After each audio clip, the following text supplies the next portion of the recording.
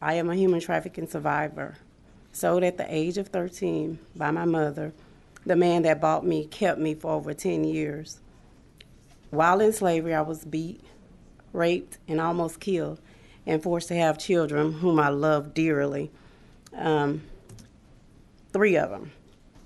By the time I was 17, I was on my 3rd child by him, and no one asked or reached out because they didn't know what to look for and they didn't know what to ask to help me.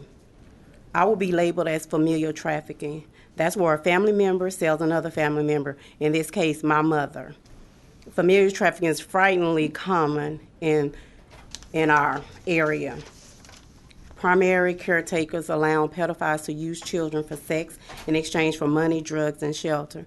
As a survivor of human trafficking, I started a nonprofit organization, It's Going to Be Okay, Incorporated. I work to spread awareness, teach prevention, and victims and survivors like myself, giving hope and encouragement that you can survive being sold. We are expecting to build a facility in Dallas County, anywhere we could get somewhere, soon, to empower, encourage, and uplift formerly trafficked teens and sexually exploited women and children by providing education, job training, financial assistance, and mental health and support. Human trafficking is a $32 billion industry, $32 billion a year. Criminal enterprise, making it the 2nd largest criminal industry in the world besides the drug trade. According to the Department of Justice, 83% of sex trafficking victims in the United States are American citizens like myself. More adolescent girls, 740 to be exact, are trafficked in 1 month in Texas, and that's Dallas County alone. Dallas is number 2. 461 teen girls died by suicide, homicide, or accidents combined in 1 year. So we are way high in the numbers of girls being trafficked. 255 females of all ages who died from complications due to AIDS. We're still high, 740. Keep that number in your mind because we need this bill to pass. 75 females of all ages who died from complications associated from pregnancy or childbirth. I didn't die in childbirth, thank God. 323 females of all ages murdered in 1 year. Texas is a hub for international human trafficking because of its busy interstates, highways, international airports, countless bus stations. That is the breeding ground because our runaway teens go to the bus stations to seek out help or shelter just to lay their heads.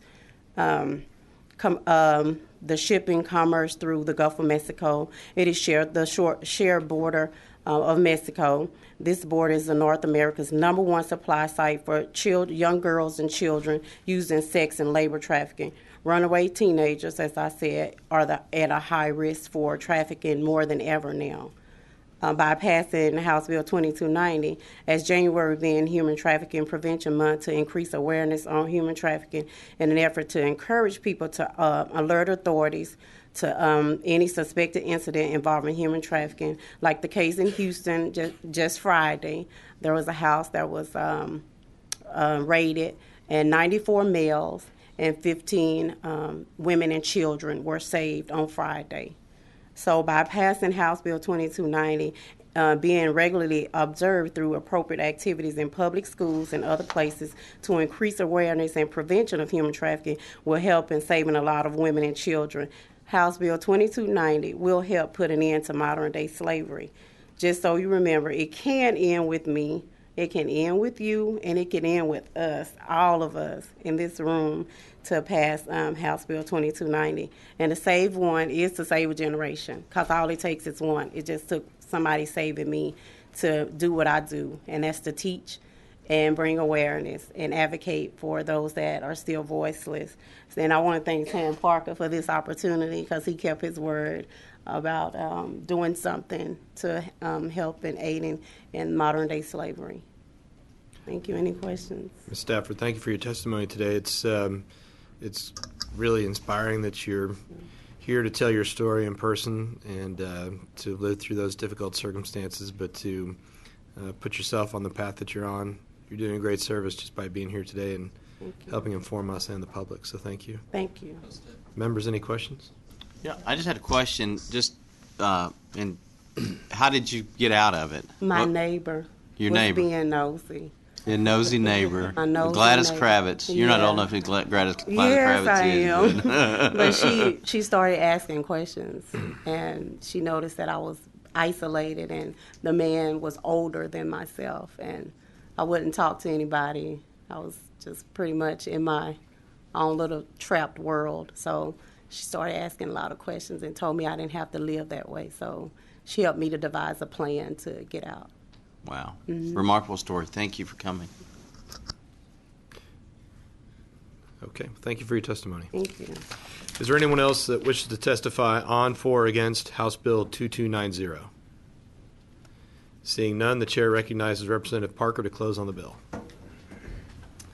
Thank you, Mr. Chairman. Members, I first of all just want to thank Tanya for her incredible courage to come forward and talk about what happened to her and how she was able to escape it, and that now her life is a wonderful tribute to stopping this horrible tragedy that's affecting so many of our children. So I want to thank you, Tanya, again, and your family for being here and supporting this incredibly important measure for Texas. And members, I think this is good common sense legislation that goes alongside all the other major bills that we're working on in human trafficking. And I obviously ask for your consideration that moving this thing forward as quickly as we can to designate January as Human Trafficking Month, Awareness Month here in Texas.